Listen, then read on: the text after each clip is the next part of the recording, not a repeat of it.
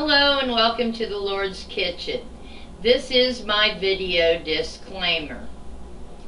If your product or brand name is mentioned in any of these videos, you might want to consider paying me for endorsing your product rather than suing me for using it.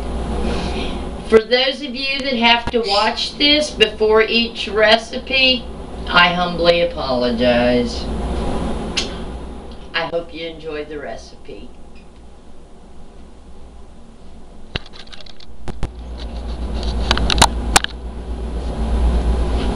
Welcome to the Lord's Kitchen. Today we're going to make cherry cobbler. I hope I can edit that out. Probably not. Okay, this is my first video. Okay, so we're making cherry cobbler. And first of all, I'm going to show you the ingredients. Okay, here are the ingredients. You will need 1 stick of butter. You may use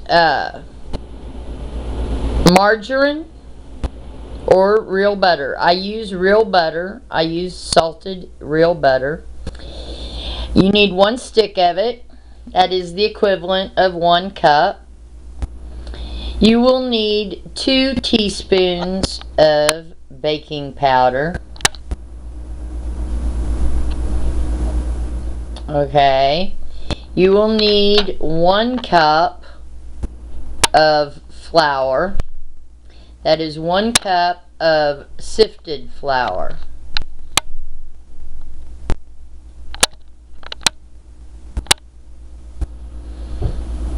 You will need 3/4 of a cup. You will need 3/4 of a cup of milk. About a tablespoon, maybe a little more, of powdered sugar. That is optional. You will need 1½ cups of sugar. You can use sugar in the raw or the white sugar. And you will need about 1/4 cup of honey. Honey is also optional. Alright, to recap. You will need 1 cup of butter or margarine, 2 teaspoons of baking powder, 1 cup of flour, sifted flour, 3/4 of a cup of milk, a tablespoon of powdered sugar, optional, 1½ cups of sugar, and 1/4 cup of honey. Okay, now what we need here is 1 cup of sifted flour, and it is real important that you sift the flour, and you don't just take 1 cup of flour and dump it in, because that will be too much flour. You use 1 cup of sifted flour. So what I've got here is I'm pouring that into my sifter, and then I'm going to make sure it gets all out of the cup. And then I'm setting my measuring cup in the bottom of the bowl, and then I'm going to sift the flour into the measuring cup. Now it's going to go outside of the measuring cup as well. Now I'm going to take my measuring cup that I've got of flour here, and I have flour left in the bowl. I'm going to go over my sink and pour the remaining flour, and some of it's going to go into the sink, and pour that into the sifter, and then we're going to set this back in there, and then we're going to sift into the measuring cup again. And there we go. Now, just to show you, I have a cup of flour here. I've lost some flour in the sink, and there's more flour here left in the bowl that I'm just going to pour into the trash. And make sure I've got an empty bowl. So that's why it's real important, because you'll have too much flour if you don't use sifted flour. So you start off with just a cup of the flour and then sift a cup of flour. I'm sure you got that. Okay. Next, what we need is 2 teaspoons of baking powder. Now, we want to get a level tablespoon, and that's what this little edge right here is for. We take 1 teaspoon and rake it across that ledge and add it in. And then we take 1 more, because we need 2 teaspoons of baking powder. There we go. Now then, put the baking powder up. And we need 1 cup of sugar. And I'm going to use sugar in the raw. And we're just going to pour 1 cup of sugar. I really need to go to the grocery store. I forgot to get sugar when I was there. But I think I have enough here. There we go. Now, the batter turns out just a little bit differently if you're using white sugar, the consistency, but the raw sugar is so much better for you. And so we'll just put that in there like that. And then we take our whisk and mix it up real good. Okay. And you can see the raw sugar in the raw, I don't know, I think it's pretty anyway. Okay, we need 3/4 of a cup of milk. So I'm going to pour 3/4 of a cup. Alright. Oh, we'll put the milk in the refrigerator. Okay, what we're going to do is we're going to use our whisk, and we're going to slowly pour the milk in while giving a rotating motion with our whisk. And we want to pour it in slowly, because we don't want our mixture to clump and make those aggravating little lumps. Okay, now then, I'm right-handed, so I'm going to try to show you how to whip. And what I do is I use a bowl that's bigger than what I actually need, and I turn it on its side and I whip it, such as this. And I'll give you a standing still demonstration where you can kind of see what I'm doing here. Do the whipping motion. Then I'll show you from this side, because I actually turn the bowl, and you kind of have to be careful because it will get away from you. But mix that up real good. Make sure to get it off the sides down into the bowl. And you do that, just I'm using a little turning motion there. It's all in the wrist. There we go.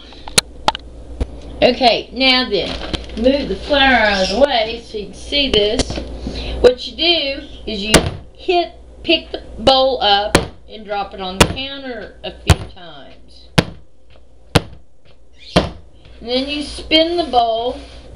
You spin it around. Be careful so that it doesn't get away from you. You don't have to spin it fast, but you just spin it one way and then you spin it back the other way. And don't ask me to explain why I do this, really, please. I don't fully understand, but what I do know is it does make a difference. And then you set that off to the side and let it set. Turn your oven on to 350 degrees. And take your oven to 350, and you take your stick of butter. Oh,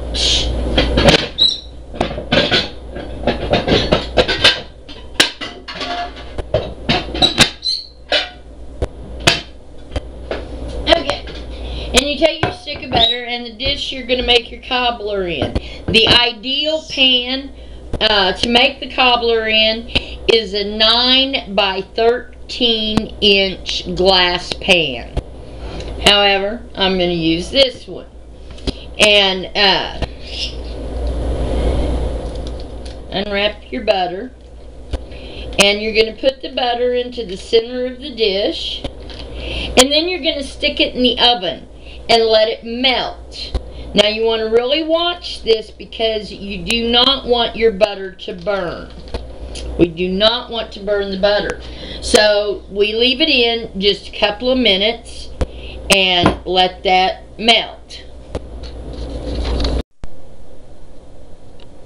Okay, now then, we've taken our butter out of the oven and we've let it cool a little bit. Now, you do want to let it cool a little bit.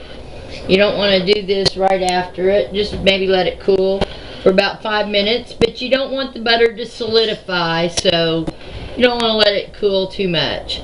Okay, and so what we're going to do is we're going to pour the batter into the center of whatever dish you're using. So we're going to pour it into the center, and you just keep pouring it right into the center, and the batter will spread out.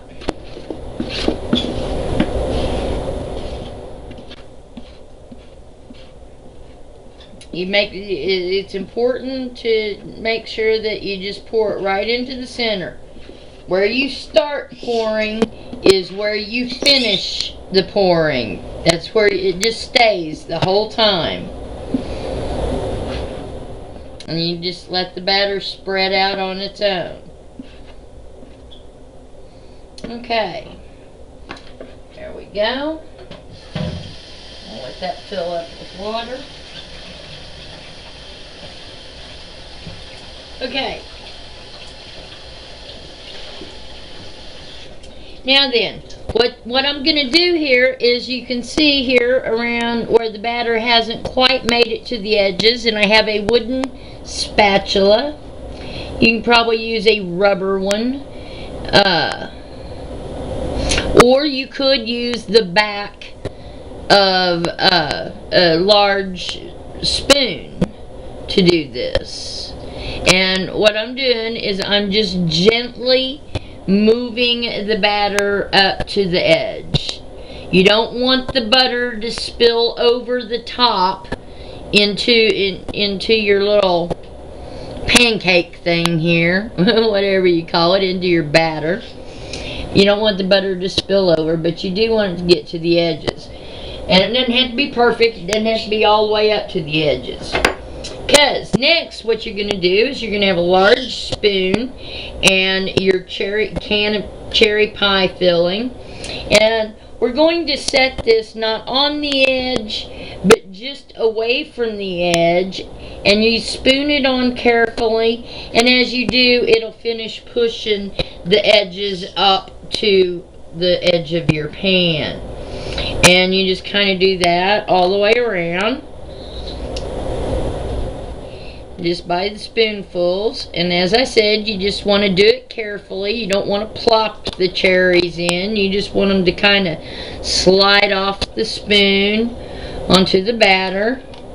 And we're doing the edge first here. Make sure we get that edge up to the pan.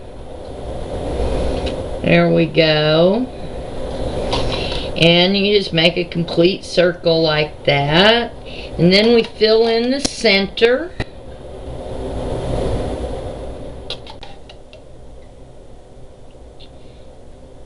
There we go.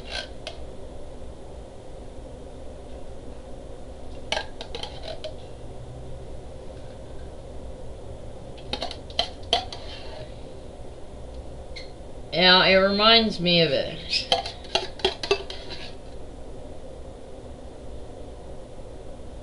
There we go. Now then, and you want to use you got to do the second can and just continue doing the same thing. There we go. Got to kind of get this going here.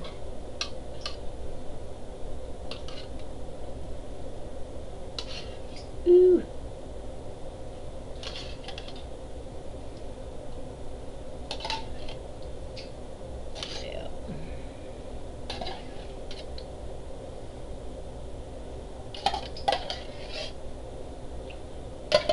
Yeah, I should have done that a little faster, and I'm doing the video, so, but if I wasn't doing the video, I'd had that done a little faster, but I was trying to show you what I'm doing.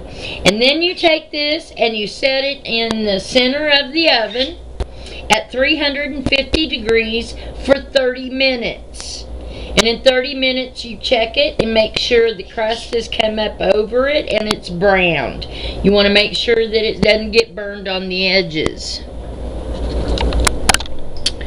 Okay, and so now we're waiting for 30 minutes, and that gives you time to clean up and wash so that you don't have a big mess sitting in your kitchen.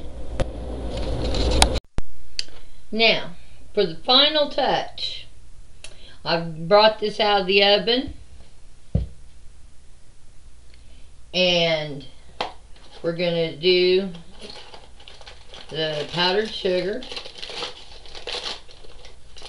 And I know you want measurement, but you're probably not going to get it. But just pour some in there, and then you take and hit like this. You just use a strainer. Now the reason that I'm not using the flour sifter is because it puts it out too fast and too heavy, and you just want a light coating over the top of it, and the flour sifter would just dump it on there and get the edges. You know, it's pretty simple.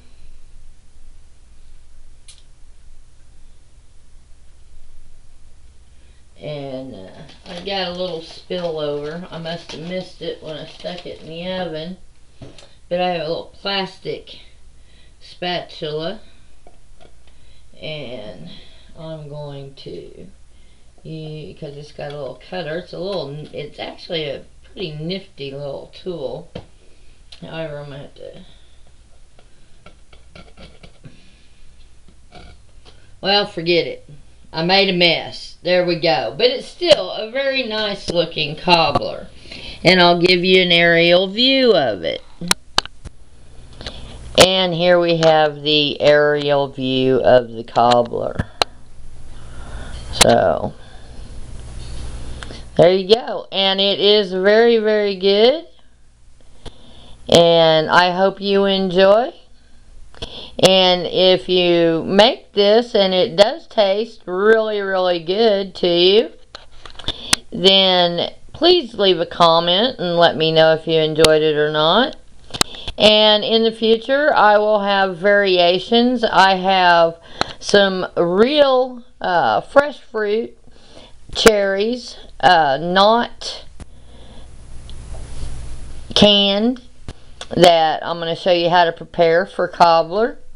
And we'll be making some peach cobbler as well, and possibly some strawberry cobbler. So please stay tuned for more of my recipes.